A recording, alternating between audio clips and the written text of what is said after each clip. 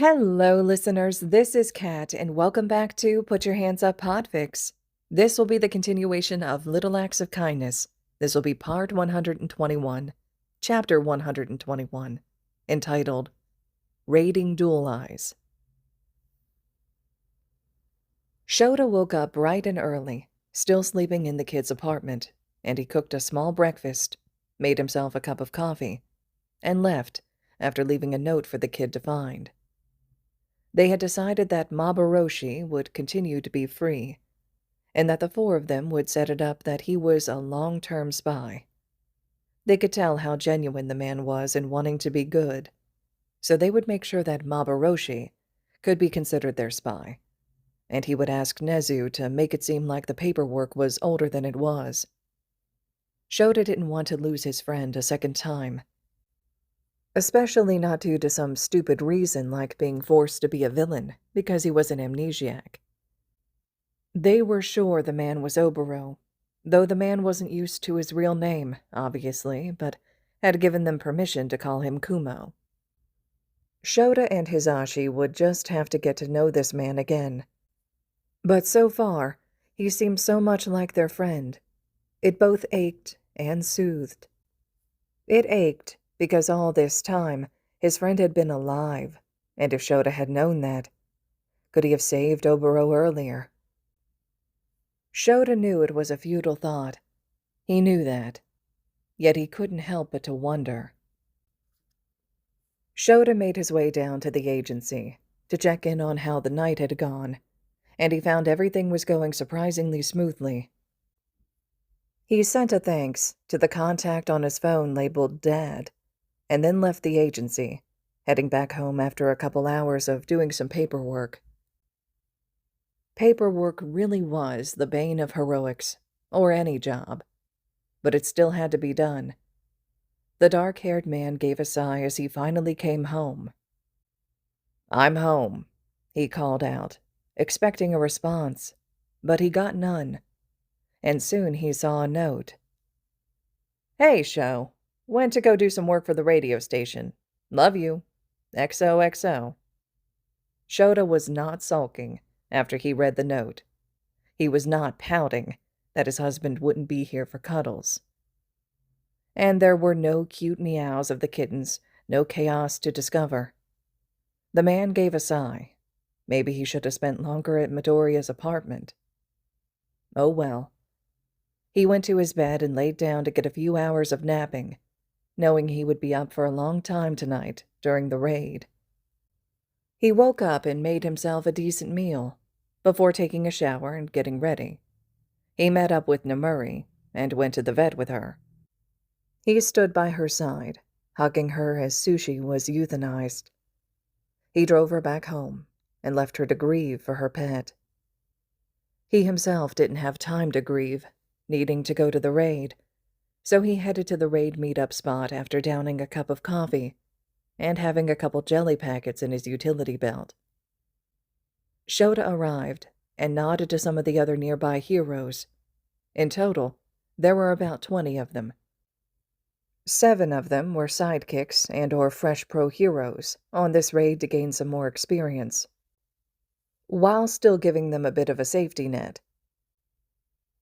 He didn't particularly know the other pro heroes, except for Rocklock, who he was partnered with for them to keep nearby to cover each other in case of an emergency.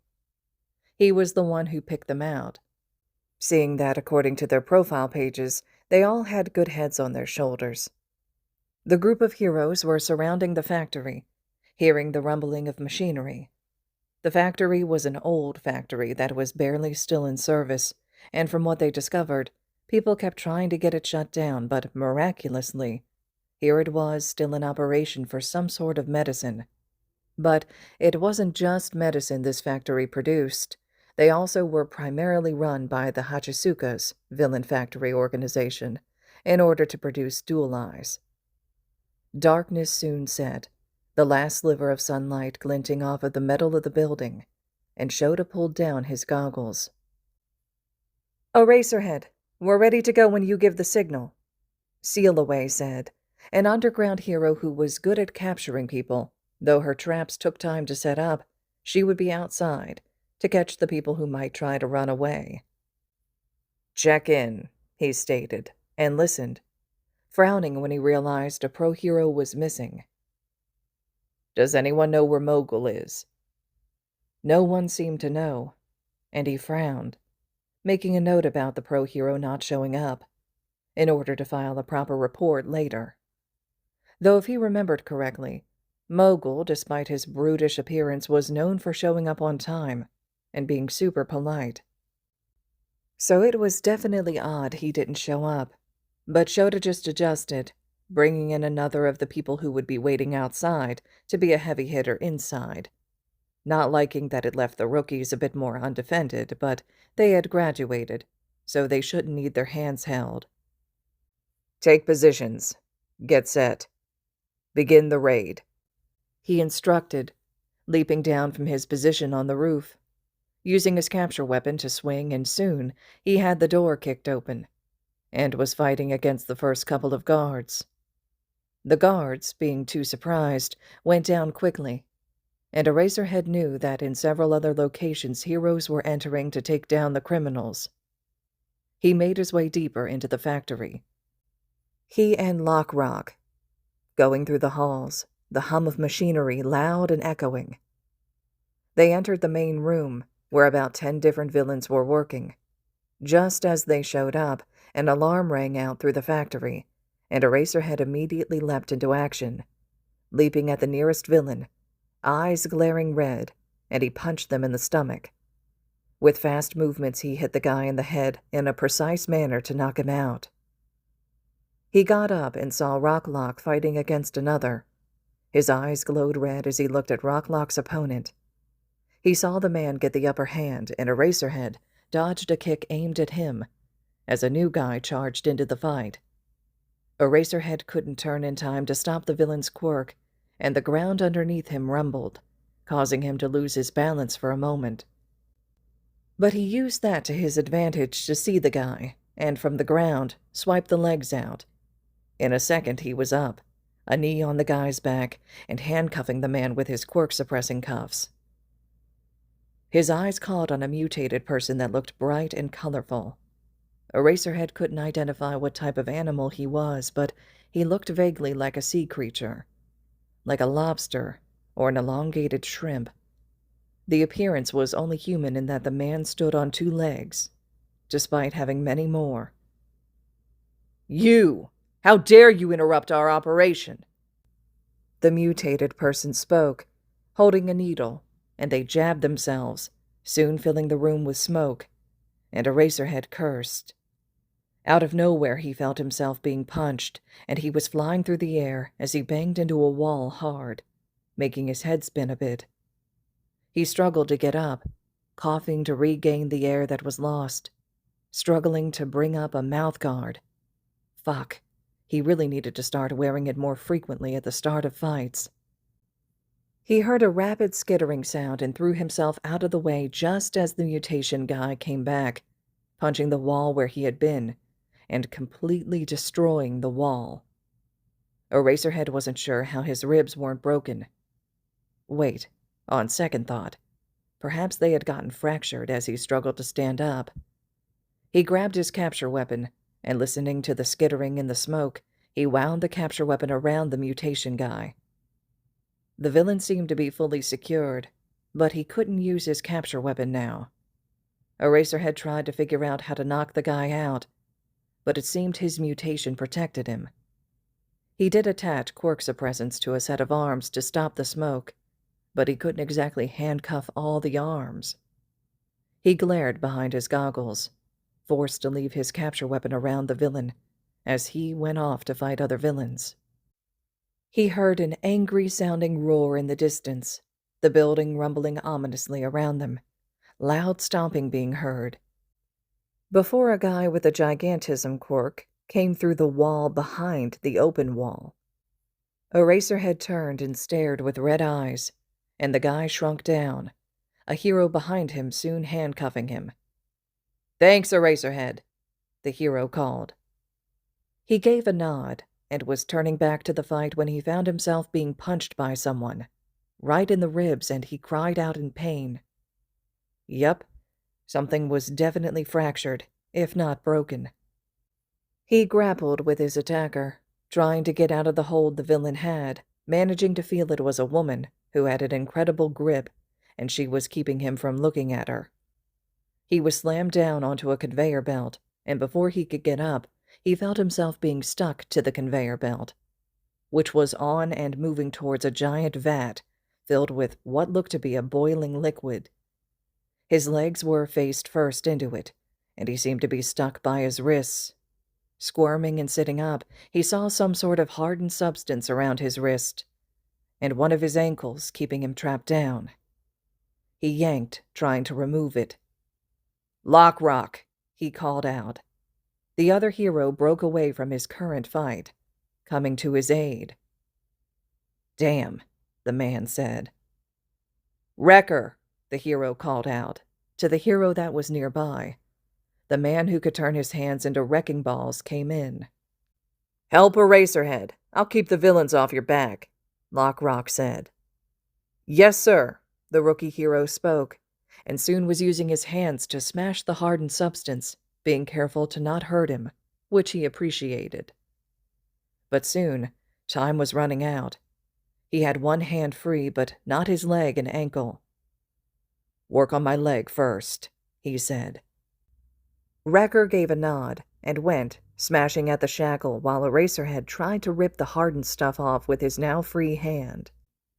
And then his leg was free, a second before it would rotate to drop him off. But only, with his leg now free, it could actually fall into the vat instead of staying connected to the conveyor belt as it looped around.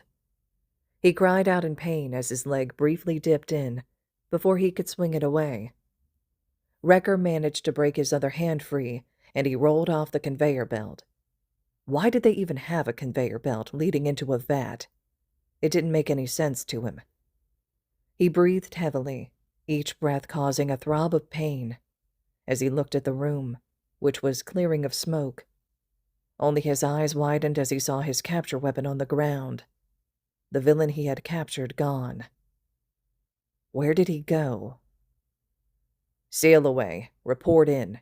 Have you captured a rainbow sea creature mutation?" he asked. There was only static. Eraserhead tried some of the others on Seal Away's team, but received nothing but static. The others they had captured were still stuck there, but Rocklock reported that some had fled. "Seal Away isn't reporting, nor is anyone who was working with her," Eraserhead said, through gritted teeth. Rocklock swallowed, and the two shared a look. Rocklock gave him a rough patch job for his ribs, and Eraserhead hobbled on his burnt foot, the shoe intact. But the vat had gotten into the top crack and flowed down, creating a hot, sloshing boot. He had poured out most of the fluid, but his foot was still burnt badly. He was definitely going to need Recovery Girl. He could only hope he had enough stamina for everything to heal quickly. They checked in with the other teams, who reported clear, but also that the building seemed to be in the process of having been packed up. Given their raid on the house wasn't long ago, it made sense the villains would get nervous and try to move to a new location. They exited out, and Eraserhead took a deep breath, seeing the corpses strewn outside the factory. The villains having killed Seal Away, and the rookies who were guarding the exit. Their bodies bearing burns that they would later see resembled the one on his stomach. From who they would learn was a villain with a mantis shrimp mutation. In the end, they had captured most of the operation, but about 10 to 20 people had escaped, and they had lost 9 people. 7 rookies, Seal Away, and another hero, Starlight, who gained power under the stars. He made his way to the station, much to Tsukauchi's protest, and once he had finished his report, he called Recovery Girl, and then passed out. While they had dealt a major blow to the organization, they hadn't managed to capture Hachisuka, who hadn't been on site, and they still had no clues to where the Queen Bee was. But this had definitely been a main base of operation. Yet they had no clues to where other buildings might be. This wasn't over yet, not until they could arrest the head of the operation, but it would hopefully take them a long time to regroup. All right, listeners, this concludes chapter 121 of Little Acts of Kindness. Chapter 122 will be up next, and that will be the last chapter to Little Acts of Kindness. I'm looking forward to completing Fic 1 in this series with you all. It's been a journey so far, and I've really enjoyed some of the ups and downs that this Fic has taken us on, some of the amazing characterizations and relationship developments we've seen. And I'd love to hear the thoughts and reactions you're having so far to this one. I will say that this is part of a series that the author is doing called Little Acts of Heroism. So I do plan to continue this as well, but the next chapter will be the last one for Fic 1, part 1 of this series. So please let me know what you all are thinking. Just as a reminder, the fic is located over on AO3, so you can always leave comments, kudos, and support to the author there as well. Thank you all so much for listening.